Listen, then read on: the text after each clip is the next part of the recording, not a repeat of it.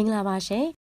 ဒီနေ့ပြပြပေးသွားမယ့်အကြောင်းအရာကတော့မြို့အတူအောက်မှာဖျောက်ထားခဲ့တဲ့ American Boring လေယာဉ်စက်ရုံကြီးအကြောင်းကိုပြတင်ဆက်ပေးသွားမှာဖြစ်ပါတယ်ဗီဒီယိုအသစ်တွေတင်တဲ့အခါမှာပရိသတ်တွေသိရှိနိုင်ဖို့အတွက်ကတော့အခုဘေးနားမှာမြင်နေရတဲ့အချက်ပေးခေါင်းလောင်းလေးကိုနှိပ်ထားပေးရမှာဖြစ်ပါတယ်ကျေးဇူးတင်ပါတယ်ရှင်အကြောင်းအရာလေးကိုဆက်ပြီးတော့တင်ဆက်ပေးပါမယ်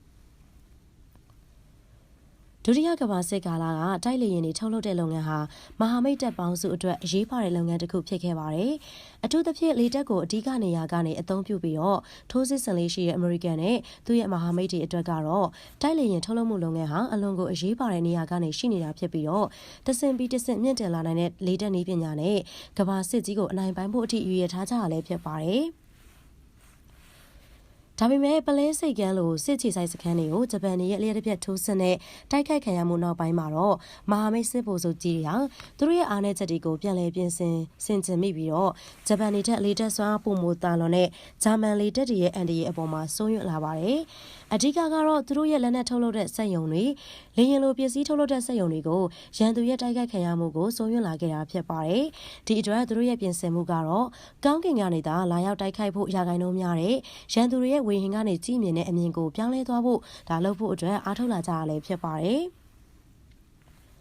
အဲ့ဒီအချိန်မှာနာမည်ကျော် American လေယာဉ်ထုတ်လုပ်တဲ့ Boring Plant 2လို့အမည်ရတဲ့လက်ဝက်ဒါထိုက်လေယာဉ်ထုတ်လုပ်ရေးစခန်းကို American Engineer တန်ရင်ကမိုရင်း Boring Company နဲ့ပေါင်းဆက်ဖန်တီးလာပါတယ်။အမှန်တော့ Boring Company ဟာ1936ခုနှစ်ကလေးကဝါရှင်တန်မှာရှိတဲ့ King Country ဒေသက King Country နိုင်ငံတကာလေဆိပ်နဲ့ Dewan Schmidt မြက်ကန်အကြားမှာလေယာဉ်စက်ရုံတစ်ခုကိုတည်ဆောက်ပြီးတော့ထုတ်လုပ်နေတာလည်းဖြစ်ပါတယ်။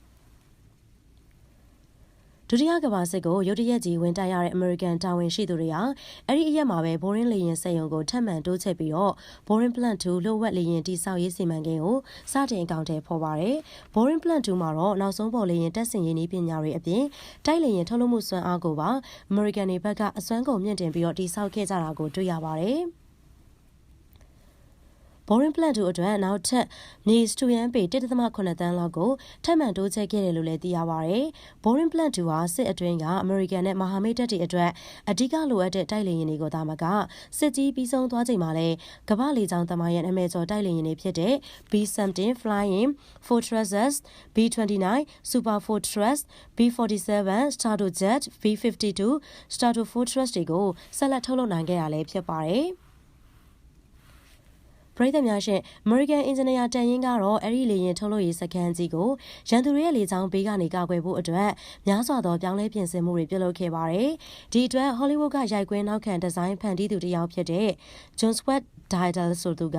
ဦးဆောင်ပြီးတော့လေယာဉ်တွေကိုဖုံးကွယ်ဖို့အတွက်လေယာဉ်စက်ရုံအမိုးပေါ်မှာလမ်းအတုတွေ platform အတုတွေမြက်ခင်းတစ်ပင်နဲ့အိမ်ခေါင်မိုးအတုတွေကိုတိစောက်ပြီးတော့ Boring Plant 2 area တစ်ခုလုံးကိုရုပ်ဖြတ်ပစ်ခဲ့ရလဲဖြစ်ပါတယ်။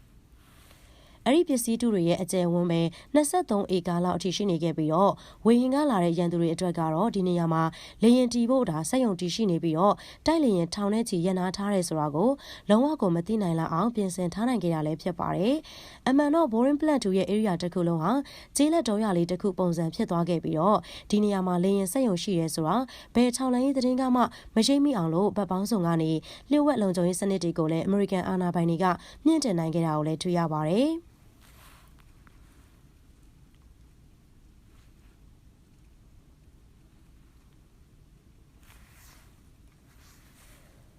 Boring Plant 2မှာဆိုရင်တော့ယောက်ျားမိန်းမအလုပ်သားပေါင်း3000လောက်လုပ်ကိုင်နေကြပြီးတော့တစ်လကိုတိုက်လေရင်300လောက်တိစောက်နိုင်ကြပြီးတော့ကမ္ဘာအရရက်ကမဟာမိတ်စစ်မျက်နှာပြင်တွေကိုအလုံးလောက်ပို့ဆောင်နိုင်ခဲ့ကြပါတယ်။အမှန်တကယ်ဆိုရင်တော့မြို့အတုတွေစစ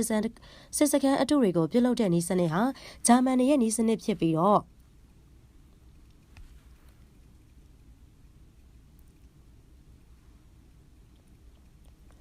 ပိုက်စကာအတူတွေမိโกမိုင်းနေနဲ့မဟာမိတ်စစ်တပ်တွေကိုစစ်မြေပြင်အတွင်းလှည့်စားမှုပြုလုပ်သူတွေကလည်း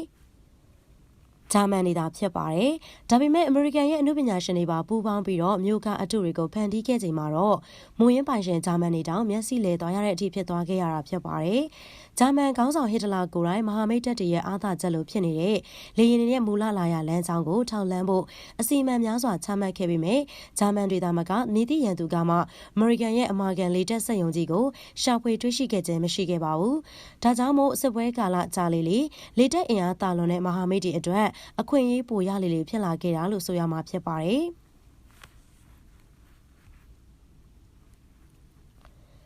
ဒုတိယကမ္ဘာစစ်ပြီးဆုံးချိန်မှာတော့ Boring Plant 2လေယာဉ်စက်ရုံကိုဆက်လက်ထားရှိခဲ့ပေမဲ့ပုံပြတ်ထားတဲ့အရာတွေကိုတော့ဖယ်ရှားခဲ့ပါတယ်။အဲ့ဒီအချိန်ရောက်မှအမေရိကန်ရဲ့လျှို့ဝှက်လေယာဉ်တိစောက်ရေးစခန်းကိုတကမ္ဘာလုံးကအံ့ဩသင့်ပြီးတော့မီဒီယာတွေထက်မှအကျယ်တဝင့်ဖော်ပြခြင်းခံခဲ့ရတာလည်းဖြစ်ပါတယ်။ Boring Plant 2ဟာစစ်ရေးတိုက်ပွဲကာလတစ်လျှောက်လုံးမှာဆက်လက်လဲပတ်ခဲ့တာကိုတွေ့ရပြီးတော့နောက်ဆုံးမှာတော့လေယာဉ်တိစောက်ရေးလုပ်ငန်းတွေကိုရပ်နားခဲ့ပါတယ်။2010ခုနှစ်မှာတော့ Boring Plant 2ရဲ့အဆောက်အအုံတွေကိုဖျက်သိမ်းခြင်းတွေကိုပြုလုပ်ခဲ့ပြီးတော့အဆောက်အအုံချုပ်ကိုတော့အမတ်တရနေရာအဖြစ်ဆက်လက်ထားရှိခဲ့တာလည်းဖြစ်ပါတယ်ရှင်။ပရိသတ်များရှင်အခုကျမတို့ channel ကနေပြီးတော့ပြပြပေးခဲ့တဲ့အကြောင်းအရာကတော့မြို့အထူအောက်မှာဖျောက်ထားခဲ့တဲ့ American Boring လေယာဉ်စက်ရုံကြီးအကြောင်းကိုပြပြတင်ဆက်ပေးခဲ့ရပဲဖြစ်ပါတယ်။ကျမတို့ channel ကနေပြီးတော့ဗဟုသုတရရှိစရာအကြောင်းအရာတွေသတင်းအကြောင်းအရာတွေကိုစုံလင်စွာတင်ဆက်ပေးနေပါဆင်အားပေးခဲ့ကြတဲ့ပရိသတ်များအားလုံးကိုကျေးဇူးများတင်ပါတယ်ရှင်။